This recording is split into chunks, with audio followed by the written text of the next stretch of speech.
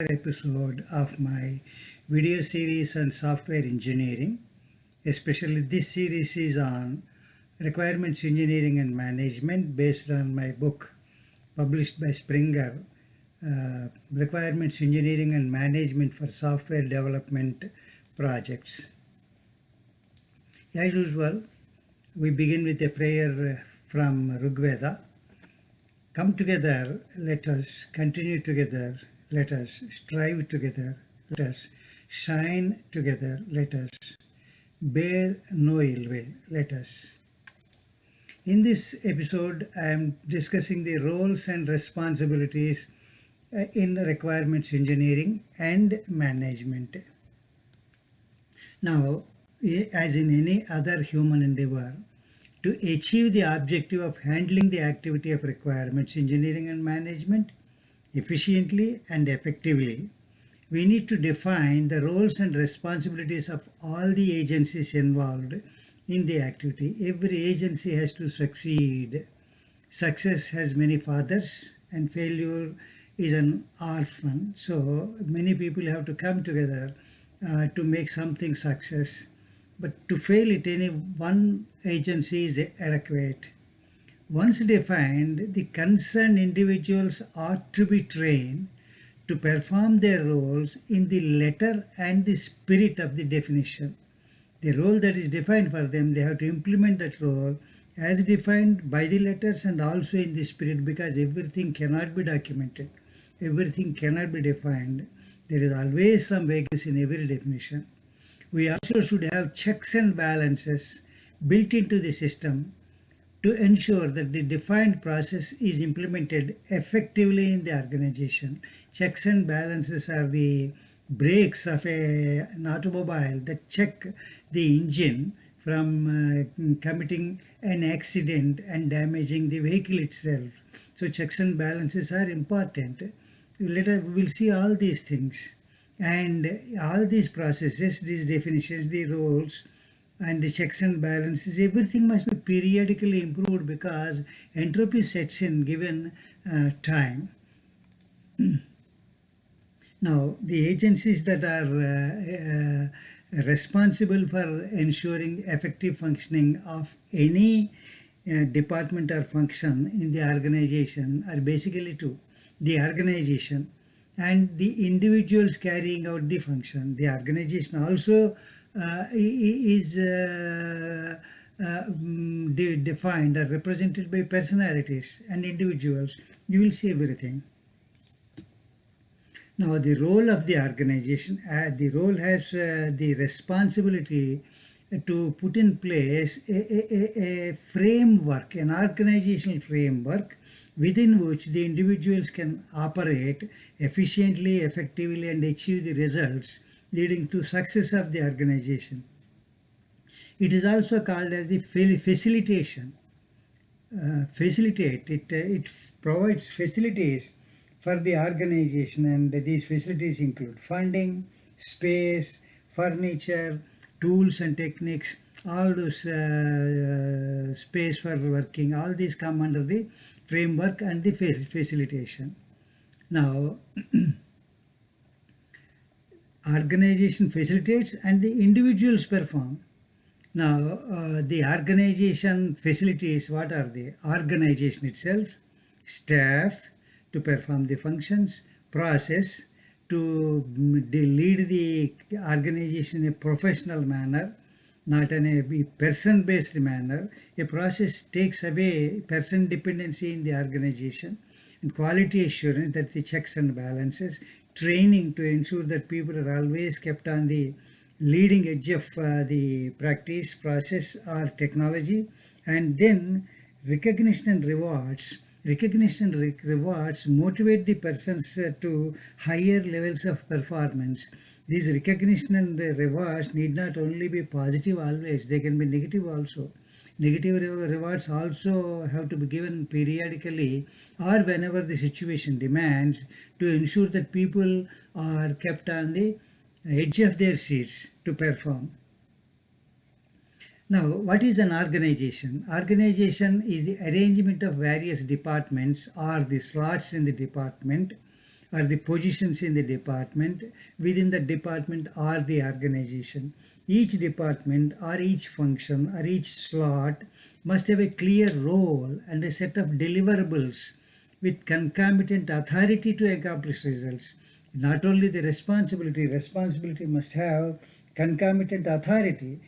Authority is the power to extract performance even in the face of opposition or unwillingness of the entities involved.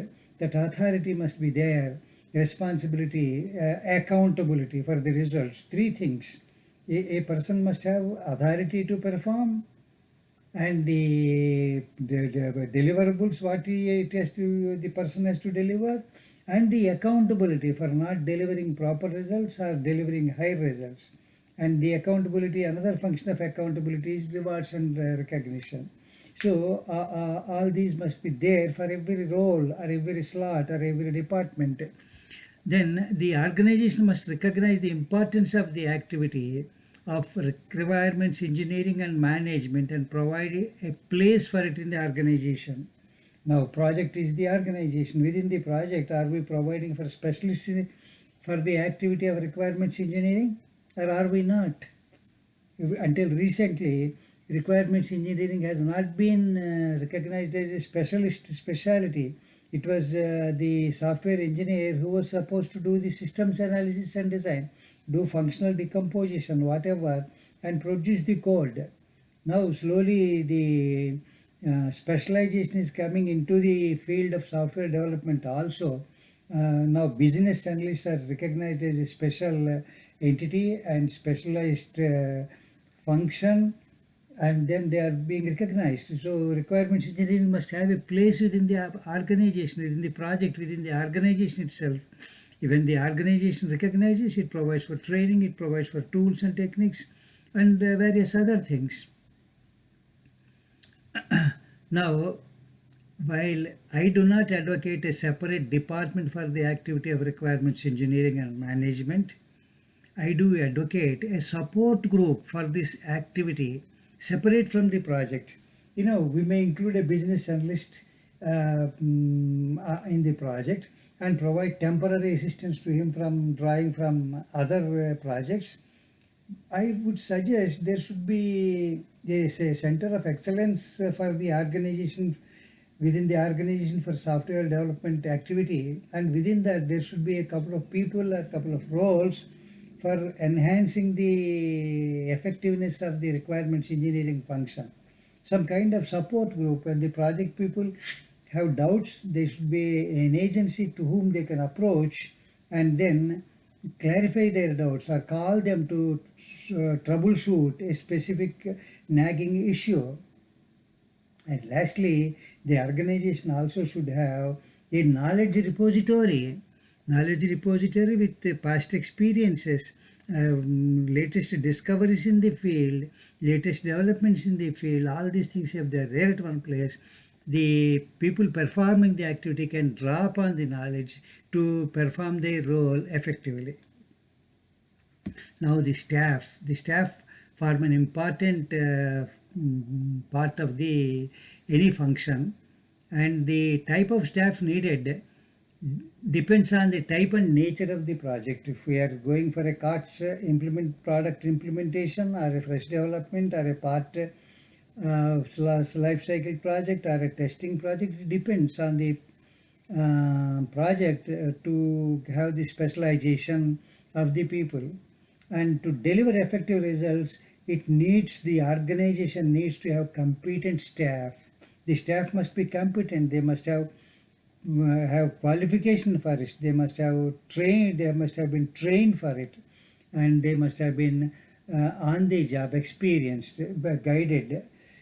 This staff must be competent. There is no point, whatever organization or framework we put in, if the staff is not competent, results cannot be achieved. For COTS implementation projects, it is better to use a person with professional qualifications in the respective field, with some field experience and training on the respective COTS product. If you are implementing manufacturing for ERP, we should have a person to gather the requirements that has worked in the field of manufacturing. If we are implementing financials, we need to have some person who has right qualifications and experience in the finance field. So in this manner, we should draw them. And full life cycle software development projects. If we are developing from requirements till delivery, then we need to have business analysts. And these are the people where they are being used more frequently for requirements engineering activity in software development organizations. Testing projects. Most organizations use functional specialists for requirements engineering and test case design. If we are testing a CRM product, we better have a marketing person. If we are testing a SCM product, we better have a material management person. If we are testing a finance ERP, we better have a person who had worked, put in some years in the accounting function. So these are the ways. When conversion and porting or migration projects, if you are porting from one platform to the other platform, migrating from one platform to the other platform, we better have a specialist, a programmer or a senior programmer who has worked in that platform for some time. He'll be able to do better job. These are the people to select, and of course we can see case by case. Now there are part life cycle projects. There are certain part life cycle projects like coding only. When there are only coding only projects, better to have senior programmers. If it is a design project, we'd better have people who had worked on design. If it is only requirements gathering and giving them a requirements document, we better use the business analysts.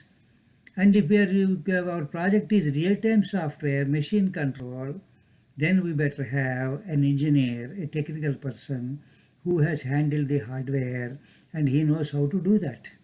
So these are the kind of staff we need, and they must be competent, they must have proper qualifications and experience as necessary. And this is summary of it. Implementation of CARDS project, what type of persons we need, functional specialist training on the respective CARDS product, full life cycle software development projects. We need to have business analysts, and testing projects, conversion, porting and migration, functional specialists, senior programmers, partial life cycle projects, functional specialists, partial life cycle projects, software design, construction and testing, senior programmers, partial life cycle projects, construction and testing, senior programmers, real-time software projects, senior programmers or technical personnel. And the role of the organization process. Arranging, first is defining the organization, second is providing the staff, third is defining and rolling out a process, a well-defined process. And a well-defined process would ensure that quality is built into the deliverables right during the engineering stage itself. Quality cannot be added, it is not an add-on, it has to be built in. And it reduces the effort spent on the quality control, because if there is no quality control, rework will increase the effort by multifold. With quality assurance, the rework will come down, and that will save a lot of time. Facilitates improvement in the efficiency all around. When there is a quality assurance, people work more diligently. Just like, the presence of a policeman and a police department would never be able to stop a theft or a crime being committed. But the fact that there is a police department in the town or the county will prevent many casual hobby criminals. It will only need professional criminals to commit a crime. Hobbyists and part-timers or casual criminals will be thwarted, they'll be inhibited.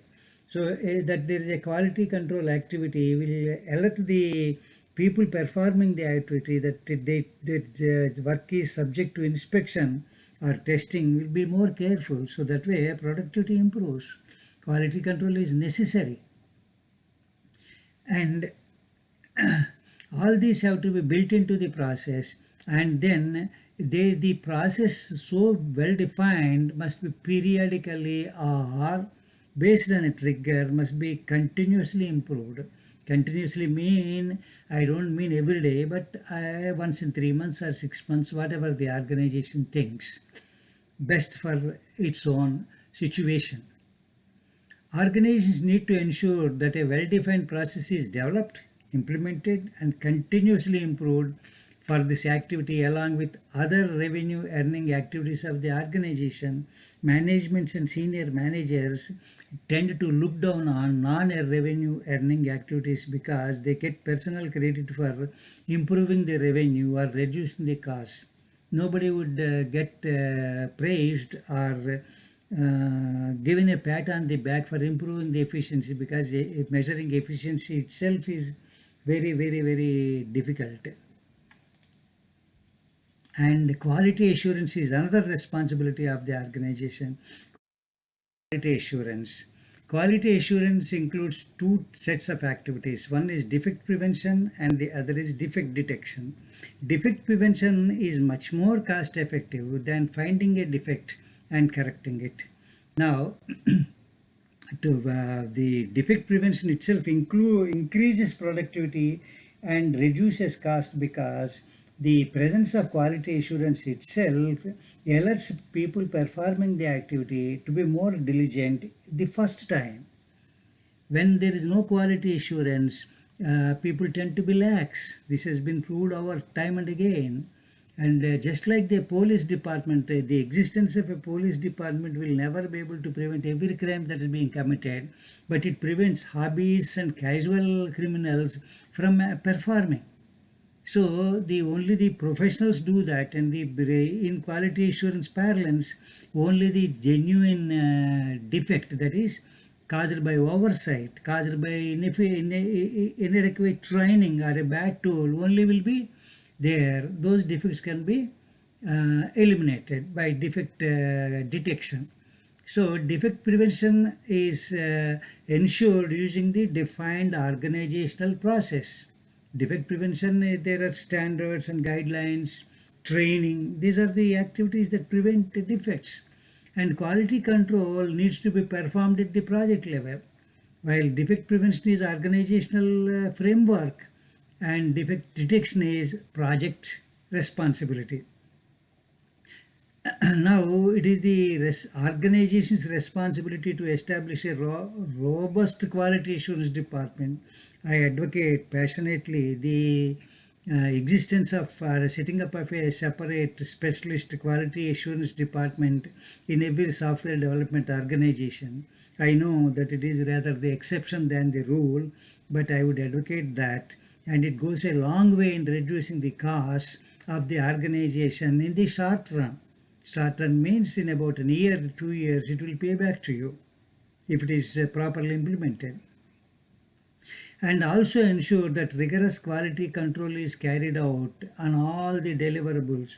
I have seen many shortcuts being utilized across the software industry to establish the quality assurance department only in name. A namesake department, a few people will be positioned or stationed there to convince the certifying agencies and the visiting customers that there is a robust quality assurance department. That is trickery, and that will not pay in the long run. Maybe one or two you can convince, but the people will come to know the facts sooner than later. And then establish it and support it. And quality control activities may not prevent injection of defects, but ensures that the final deliverable is as defect-free as humanly possible. All detectable defects will be detected and eliminated. And training. Training is a defect prevention activity. Well-trained people commit less mistakes, less errors, less defects. So there should be a training department in the organization which assesses the training needs of every individual in the organization and imparts such training. Training need not always be classroom training. It can be, there are many varieties of trainings, and this training session is beyond. This video is the scope of such training types is beyond the scope of this video. You can refer to any good book on training or contact a consultant. So periodic training and retraining and updating the skills hones the skills of the individual to the finest level and make him perform at the edge of the technology or the process or the state of the art of the practice. Now, it is the responsibility of the training or the organization through its training department or human resources development department to provide necessary training to its staff and maintain the skills of the staff at the state of the art. This is the responsibility of the training. This is the responsibility of the organization, not of the individual. Now, recognition and rewards. Recognition and rewards must be a serious matter. A well-recognized employee is an asset. He will not leave the organization. He will turn the best performance.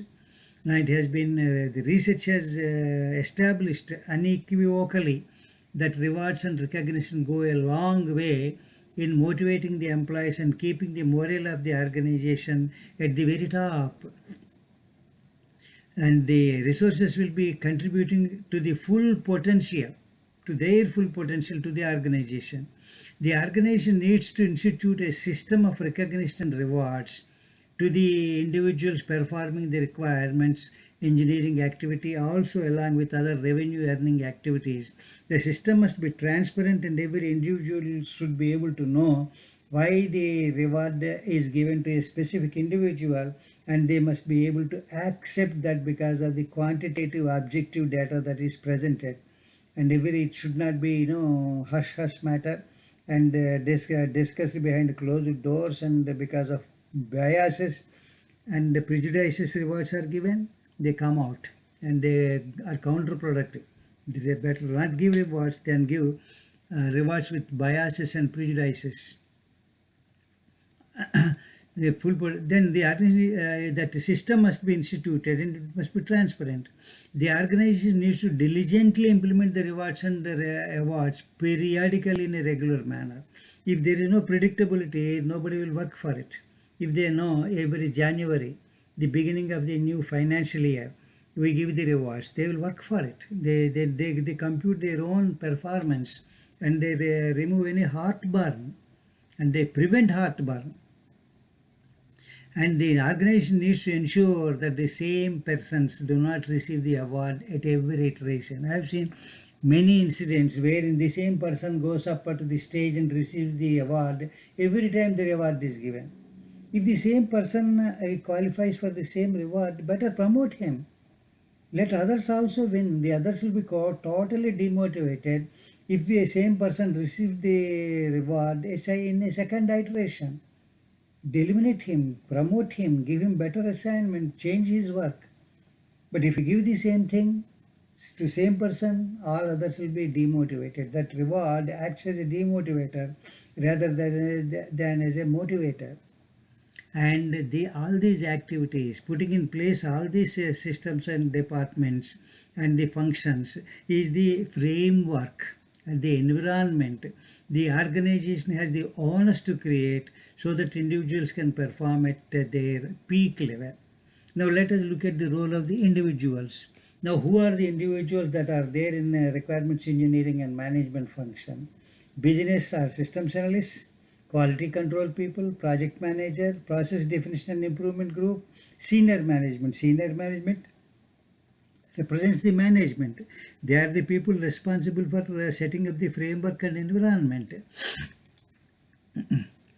Now, business or system analysts, these are the people who bear the brunt of carrying out the requirements engineering work. They do the requirements engineering work. They are the actual people. And they should be well trained. And they should project their training requirements if they need, if they think that their training is inadequate. And they have to take ownership of the requirements engineering activity in a project or as directed by the organizational management. Every project, these are the people who carry out requirements engineering work. And they also have to advise the management on how to do this function effectively. Carry out all requirements engineering activities diligently, accurately, and efficiently, and on time. They have to meet all these targets. Diligent, accurate, efficient, and on schedule. Establish project requirements on time and as defect-free as possible. They have to do this work without any defects. keep their knowledge up to date through the organization sponsored programs and self-study. Just because I suggested that training is the responsibility of the organization, individuals are not excused from that responsibility. They have to continuously study, self-study through journals, attending seminars, browsing the internet, whatever, discussing with people, and assist the organization in the definition of organizational process for requirements engineering, as well as continuously improve it to keep it up to date, flowing back the experience gathered while executing the projects. Who defines the process when the organization has a responsibility to provide the resources of time and money, but the resources are again these people who are experienced and are performing the activity, only they can define and they can improve. They have to take ownership of all these and assist the organization setting up a knowledge repository for the subject of requirements engineering. The knowledge repository, the organization has to fund it and provide resources and time for the people, but it is the people who are performing the activity that has to flow the knowledge. Whenever they complete a project, the knowledge has to be plowed back. The best practices and the worst practices that they encounter during the project must be plowed back into the knowledge repository so that others can use it in future. Assist the organization in the recruitment of personnel. Now, recruitment of personnel, these are the people who get competent people into the organization. They have to ensure that they cooperate with the HR department and recruit competent resources into the organization and train them initially. And they are the people to evaluate tools and techniques that are coming onto the market and that can assist the organization in carrying out the function more efficiently and effectively. They have to do this and contribute to the profession in general to extend the frontiers of knowledge of requirements engineering. These people should go out and present papers of their experience in seminars so that they put this experience to the others performing the activity and flow back or get their feedback and they improve their own knowledge repository and their own knowledge base. Participation in seminars, presenting papers, this is also the responsibility of the individual that goes for generally improving the effectiveness of the requirements engineering function. Now, the second set is quality assurance personnel, people working in the quality assurance function. They take ownership of the quality of the deliverables in a software project. They carry out the quality control activities of verification and validation and diligently perform those activities and uncover all defects lurking inside the deliverable. It's not easy, and 100% defect detection is more or less agreed as impossible, but we must be able to detect as many as possible. At least the major and critical defects should not be allowed to go through. Raise a defect report for all quality control activities carried out and follow through till all defects are satisfactorily resolved. It's the defect report is not for filing in the filing cabinet or putting it in a folder in the server. It has to be closed. If it is not closed, it has to be highlighted to the management that a defect report is pending for closure and ensure that it is resolved. Assist the project management in the project post-mortem and discuss about all defects so that they can be prevented in the future. Project post-mortem is an exception rather than a practice. But then who conducts this post-mortem? The project manager and the quality assurance personnel. These are the people to conduct. And the knowledge is shared, not to point fingers and castigate each other, but to learn lessons from the best practices and the worst practices, and so that and flow back that knowledge into the knowledge repository so that future defects can be prevented. We should never repeat a defect. We can create a new defect, but no prior defect must recur. That is the purpose of post-mortem. assist the organization in training new recruits in quality control so that they can be inducted into the project quality assurance activities quickly. Recruitment also has to be done by these people in coordination and with the help of the HR department. Contribute to the organizational initiatives in process definition and improvement for quality control activities. They have to do it. Project manager. Project manager is the immediate layer over the business analyst and systems. He is the immediate boss for requirements engineering activity in his or her project. And the potential impact of the project manager on requirements engineering activity is immense. The project manager provides facilitation to the business analyst, systems analyst, or whoever is carrying out the requirements engineering activity, and he or she should facilitate in such a way that the person can perform well and excel in the function. And PM is the one to ensure implementation of all the organizational processes, standards, guidelines, formats, templates, and checklists. If PM is lax, the process will not be diligently implemented in the project. So PM has the onus to ensure implementation of the process. The responsibilities of PM in the context of requirements engineering, specifically applicable to requirements engineering. He has to plan the activities of requirements engineering along with all other project execution activities, schedule the activities pertaining to the requirements engineering, giving them due consideration, and allocating all the necessary resources of people, time, and money to this activity within the project, request and obtain adequate number of qualified and trained resources to carry out the activities effectively and efficiently, and allocate the work on all requirements engineering activities to appropriate resources on time, set fair targets and deallocate them appropriately, and collect back the artifacts, deliverables, everything from the allocated resource, and keep them carefully, subject them to configuration management effectively. All these are the responsibilities of the project manager. Additionally, the performance must be appraised by the project manager for every project, for every completed activity of the requirements engineering personnel.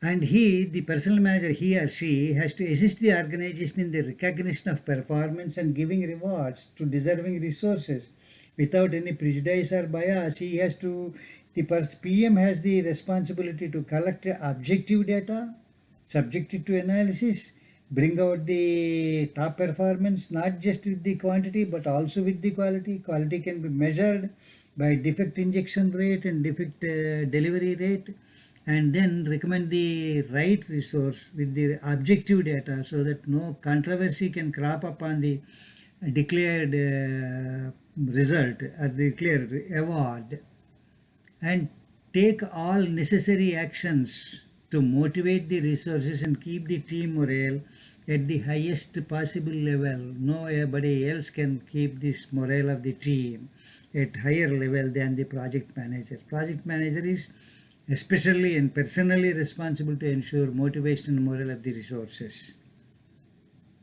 and spare the time of the resources to assist organization in the recruitment, training, and process definition or improvement activities as required by the organization. If right resources are not released at the right time, the process defined or improved can be not right. So we have to release the resources, we have to manage our work and the organizational initiatives so that one is not affected because of the other, and administer disciplinary actions as necessitated fairly. Disciplinary action does not involve firing the people or damaging the performance appraisal or castigating the person. Disciplinary action is more of a consultative nature, coaching nature, and the leading nature. We will have to ensure that each project manager has to be trained in how to discipline a resource, and enforce schedules so that all deliveries are effected on time. Schedules have to be enforced by the project manager. Now the second group is process definition and improvement group. This group will be normally a skeleton group consisting of specialists rather than functional specialists. They are specialized in process definition and improvement rather than any functional speciality. They champion the definition and improvement of the process in the organization. It is a core group. And then they have to identify the right experts within the organization or get them from outside and provide them facilities for the process definition, reviewing it, and then the feedback, change requests for the process definition, review the feedback, change request processed for the process improvement, and dovetail the feedback and change request into the process and improve it or finalize it, freeze it, and release it. Coordinate the quality control of the process artifacts and obtaining approval from the concerned authorities for implementing the process in the organization. Then pilot the process in pilot projects and then roll out the project for implementation across the organization. They take ownership of all the process assets in the organization and safeguard them against unauthorized changes. The configuration management of process artifacts is maintained by this group of personnel. And they take all actions necessary to internalize the process in the organization. The process, defined process is not for storing carefully. It has to be internalized in the resources. That means they need to know the process without having the necessity to refer a process artifact, a process asset. Provide hand-holding assistance to organizational resources in the right implementation of the defined process. A right implementation and a wrong implementation of any defined process can impact the organization. So the right implementation is necessary, and that can be achieved with the assistance from this group. Institute appropriate mechanism to receive, analyze, and implement feedback, change requests received from various agencies regarding process and process improvement. They can be for process improvement, process change, whatever. We have to receive them and analyze them and then shortlist the ones that are appropriate for implementing in the process, and then get management approval for implementation, and then provide for the improvement, then quality control, then approval, then implement. All these activities are to be performed by this group. Periodically review all approved feedback and arrange to implement the feedback, pilot it, and roll out the revised process in the organization. This is not done every day. Once in 6 months or so it is done, and they have to take ownership of that. Coordinate with certification agencies like Capability Maturity Model or International Organization for Standardization or whatever, and ensure that they obtain the time certificate for the first time and ensure the continuance of the certificate in the subsequent iterations, and coordinate any other activity relevant to process definition and improvement in the organization. Senior management personnel are the personnel responsible for implementing the framework and creating the right environment that facilitates efficient functioning of the department in the organization or the specialty in the organization. They have to provide adequate resources to carry out the requirements engineering activity. Adequate resources in funding, people, training, all these. Provide facilities and funds to impart the required training to keep the business analyst, systems analyst at the leading edge of the training and practice. This includes ascertaining the training needs also. To facilitate definition and improvement of the organizational process. These are the people who have to initiate and sustain the effort in process definition and improvement. Accord approval to all process artifacts for implementation in the organization after due managerial review. Approval is not a simple signature. They have to do a managerial review, which is like a bird's eye view, and then approve the artifacts only after ensuring that they are appropriate for the organization. And they have to periodically review the performance of the practice of requirements engineering and management within the organization and take necessary corrective and preventive actions to keep the practice at its best.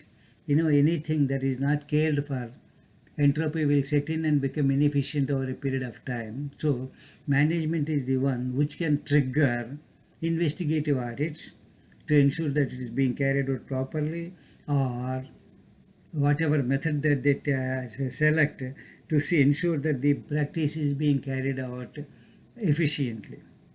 And they have to apprise the persons involved in requirements engineering and management in the organization and accord recognition and rewards periodically. Management is the one who gives the rewards and awards. They have to do this.